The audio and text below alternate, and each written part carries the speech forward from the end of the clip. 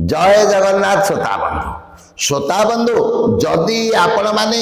आर्थिक शारीरिक मानसिक समस्या दे गति करुछंती जीवन रे सब बेले समस्या ही समस्या लगी रहउची ताहले आपण मानक एक दिव्य प्रयोग कहूची एहा को प्रयोग करंतु देखिबे 21 दिन मध्य आपणकर ही समस्या सब दिन पई दूर हबो। ताहले कोन करिवे ना गोटे काच पात्र रे किछि सोरिष तेल नेबे एवं सही सोरिष तेल को आपणकर वृद्ध आंगुली डाहाण हस्तर वृद्ध आंगुली एवं विषी आंगुठी रे लगाई एभली भाव रे आपण घर्षण करिवे एवं एभली भाव रे घसिबा समय रे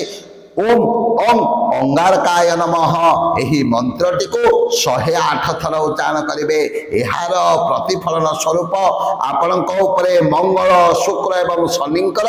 कृपा दृष्टि हेबो जार प्रतिफलन स्वरूप जीवन